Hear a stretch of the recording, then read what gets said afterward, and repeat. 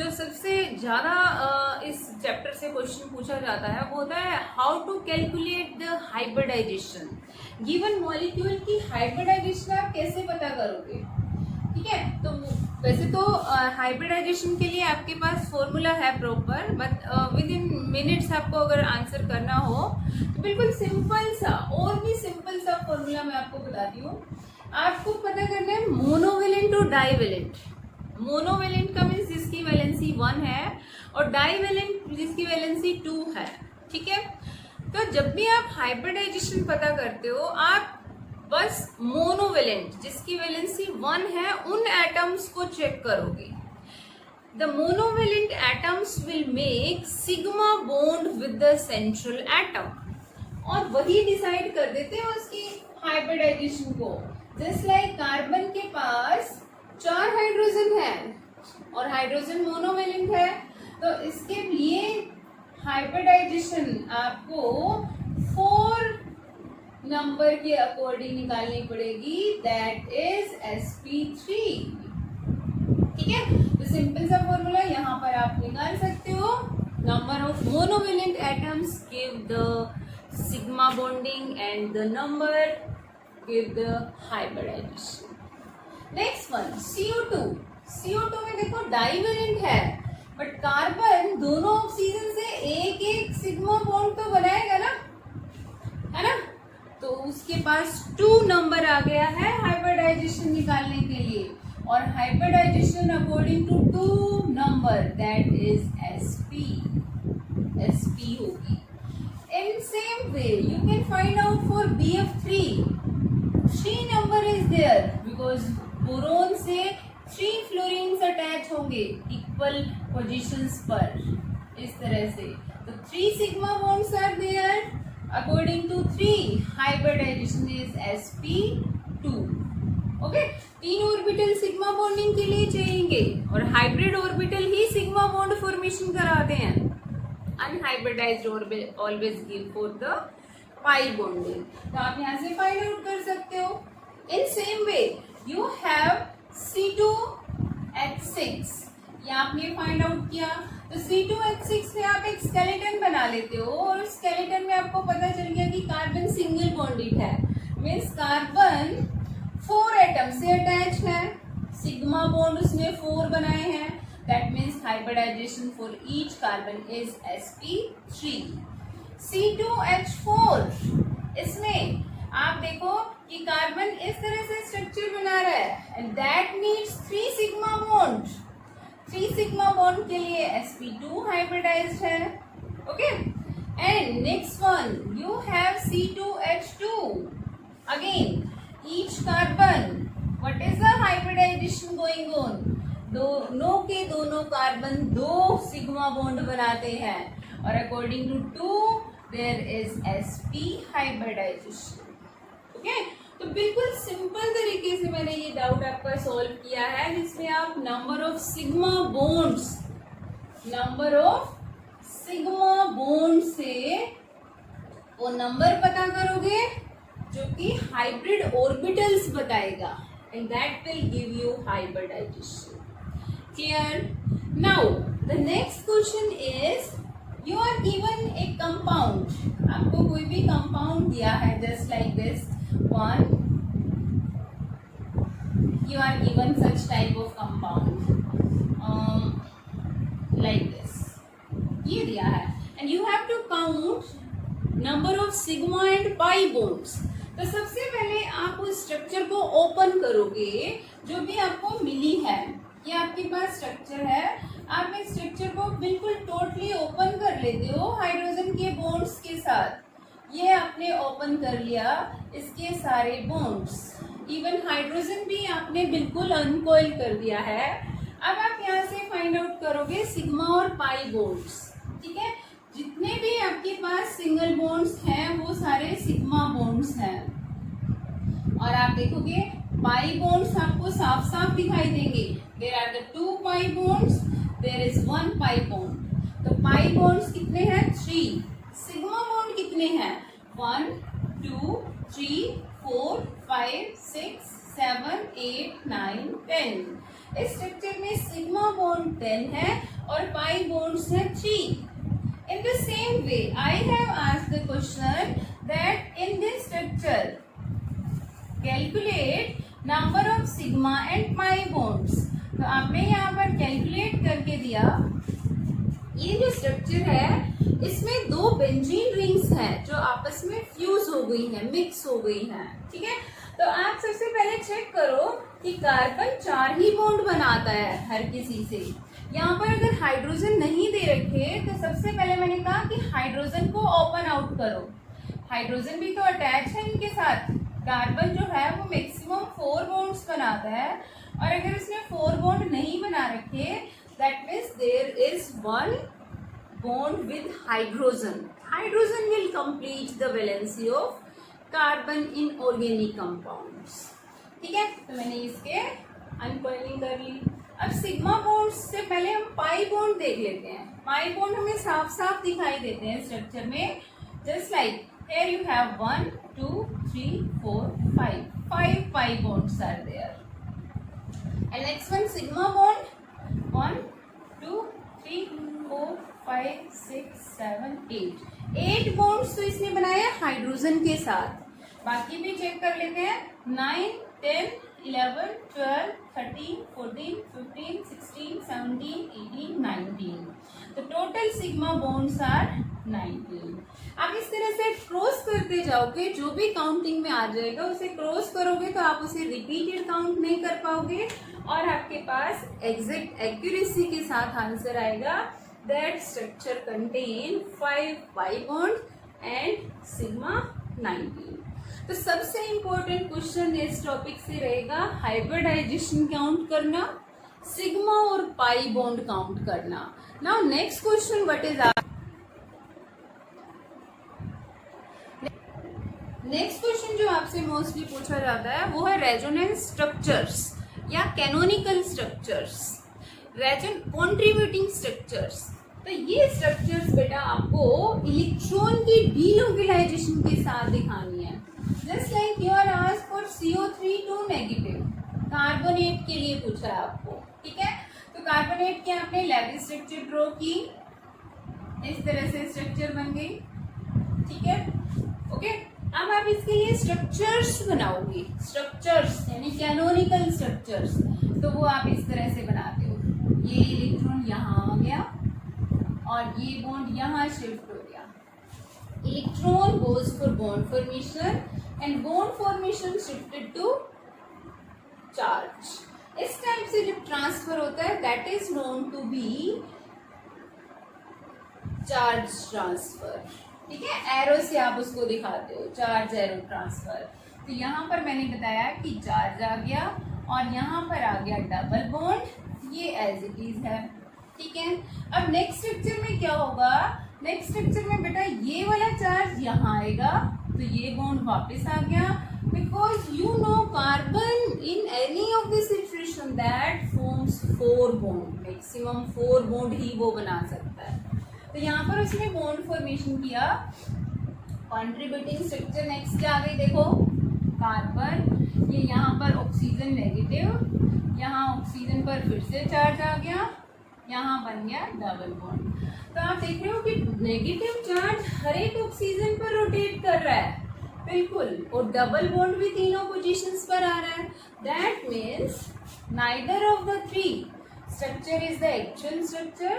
The next contributing structure is the fixed structure, that is the resonating structure with partially double bond nature. ये जो structure है ना इस तरह से बनाई है, ये आपके पास नेगेटिव चार्ज सभी के ऊपर इक्वली रोटेटेड है, तीनों ऑक्सीजन्स पर. इसको बोलते हैं रेजोनेंस हाइब्रिड स्ट्रक्चर. ये रेजोनेंस हाइब्रिड स्ट्रक्चर है completely. And these 3 structures are the canonical structures. Okay, got it? ठीक है, अब किसी की भी स्ट्रक्चर आपको ड्रॉ करनी हो आप इस तरह से चार्ज का ट्रांसफर करके दिखाओगे. क्लियर? तो नेक्स्ट स्ट्रक्चर, नेक्स्ट क्वेश्चन जो आपसे पूछा जाता है वो है MOT पर बेस्ड. MOT आपको एमओटी एनर्जी लेवल डायग्राम से आप बॉन्ड ऑर्डर निकाल सकते हो, बॉन्ड स्टेबिलिटी निकाल सकते हो, मैग्नेटिज्म निकाल सकते हो, सब कुछ। तो सबसे पहले कुछ को यही नहीं समझ आ रहा कि एनर्जी लेवल डायग्राम क्या है। एनर्जी लेवल डायग्राम्स का मीन्स है आपको एक स्केलेटन मिल गया है, आपको ऑर्बिटल्स मिल गए हैं, उन ऑर्बिटल्स की एनर्जी इंक्रीजिंग ऑर्डर में है। ठीक है, ये ओफ्बो ने दिया था ना कि n+l रूल फॉलो करो और you will have the orbitals, and उन ऑर्बिटल्स में आप Hund's rule, Pauli exclusion principle के अकॉर्डिंग इलेक्ट्रॉन्स को फिल करके इलेक्ट्रॉनिक कॉन्फ़िगरेशन फाइंड आउट कर सकते हो। In the same way MOT में भी इन्हीं तीनों रूल्स का यूज किया है, Aufbau, Hund's rule and Pauli exclusion, and that give us arrangement of the orbitals in increasing order of energy level। ठीक है, डाउन द सीरीज आप जाते हो तो डिक्रीजिंग, आप अपनी कन्वीनियंस के लिए इसको अपोजिट भी दिखा सकते हो। जस्ट लाइक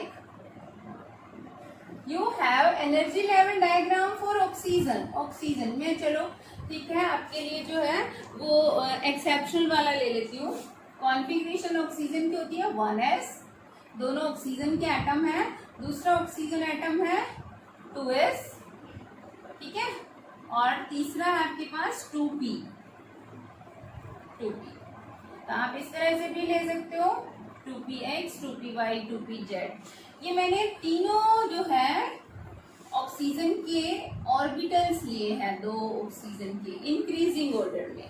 अब एमओटी का रूल फॉलो किया और उसने एमओटी ने क्या बताया कि आपके पास जितने ऑर्बिटल मिक्स होंगे उतने ही ऑर्बिटल फॉर्म होंगे। ये लो, दो ऑर्बिटल मिक्स हुए थे, दो फॉर्मेशन हो गया। ऑक्सीजन की कॉन्फ़िगरेशन क्या होती है बेटा? 1s2, 2s2, 2p4। ठीक है, तो दोनों ऑक्सीजन के पास सेम कॉन्फ़िगरेशन है। क्लियर? अब आपने इलेक्ट्रॉन्स फिल कर देने हैं, सभी के फिल कर दो इलेक्ट्रॉन्स। ये आपने इलेक्ट्रॉन्स फिल कर दिए हैं यहाँ पर। ठीक है, इलेक्ट्रॉन्स फिल हो गए। अब आप फाइंड आउट करते हो कि दो ऑर्बिटल मिक्स किए, 4 इलेक्ट्रॉन हो गए, और s तो फिल होकर के क्या बनाता है? Sigma 1s and sigma star 1s। अब ये आपके पास एटॉमिक ऑर्बिटल ना होकर के मॉलिक्यूलर ऑर्बिटल है, bonding molecular orbital and anti bonding molecular orbital. और दो ही ऑर्बिटल बनेंगे और जितने इलेक्ट्रॉन है वो वहां फिल कर देंगे इंक्रीजिंग ऑर्डर। क्योंकि मैं ये नीचे की तरफ लेकर आ रही हूँ तो आप इस स्टार को नीचे की तरफ दिखाओ। वैसे वो मेरा वाला सिस्टम ही सही रहता है। ठीक है, इस तरह से आप एक सीक्वेंस में अपने आप को माइंड सेट करके उसको कर रहे हो, तब आप जैसा चाहो आप उस तरीके से बता सकते हो इलेक्ट्रॉन्स का। फिर से जो 2s है वो ओवरलैप कर रहे हैं, और 2s की ओवरलैपिंग से क्या बन गया आपके पास? That is sigma 2s and sigma star 2s। Keep in mind downward direction में एनर्जी इंक्रीज हो रही है। ठीक है, ये यहाँ राइट करोगे साथ में। अब यहाँ देखो इलेक्ट्रॉन्स फिल कर दो, कर दिए। नाउ यू हैव 4 इलेक्ट्रॉन्स, और इन 4 इलेक्ट्रॉन्स में जो है स्प्लिटिंग हो जाएगी तीनों ऑर्बिटल्स की। किस तरह से? यहाँ पर आपके पास आ जाता है,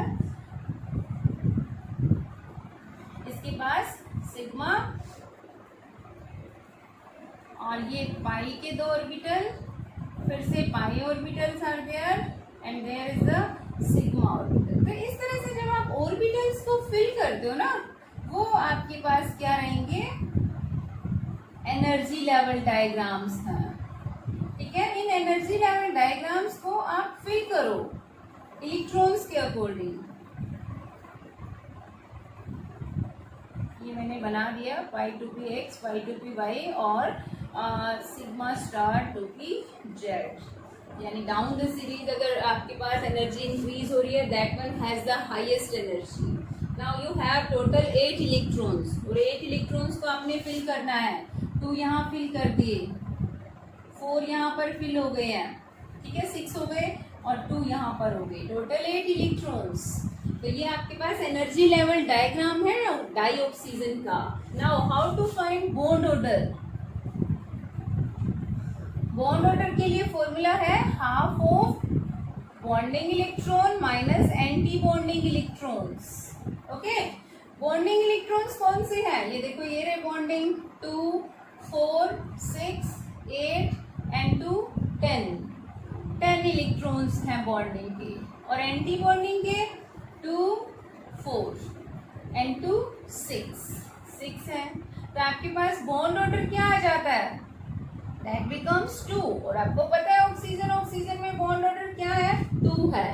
अब जैसे मैंने क्वेश्चन पूछा था आपसे कि O2 पॉजिटिव और O2 नेगेटिव, इन दोनों में डिफरेंस बताओ क्या है। तो आपने कहा O2 positive single positive charge है ना, तो टोटल इलेक्ट्रॉन्स कितने हो जाएंगे? 16 - 1 यानी 15।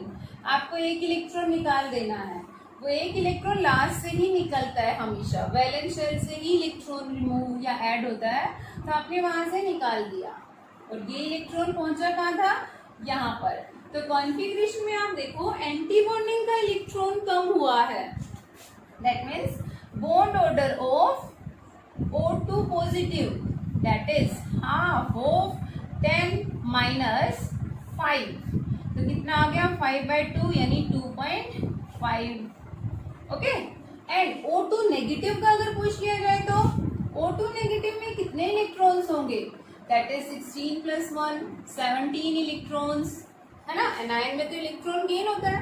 तो आपके पास कॉन्फ़िगरेशन ऑक्सीजन की ये थी। अब एक इलेक्ट्रॉन और ऐड हुआ है, this one. Now you have 2p5, तो एक इलेक्ट्रॉन और आ जाएगा। कहाँ पर आएगा वो? एंटी बॉन्डिंग में, क्योंकि बॉन्डिंग तो कंप्लीट थी, अब आ गया वो एंटी बॉन्डिंग में। And you have bond order for O2 negative what comes? Half of 10 minus. अब आपके पास एंटी बॉन्डिंग में हो गए 7 इलेक्ट्रॉन्स, तो बॉन्ड ऑर्डर आ गया 1.5। You can find out which one is more stable, O2 positive और O2 negative. Definitely O2 positive is more stable than O2 negative. Okay? और magnetism किसका स्ट्रॉन्ग होगा?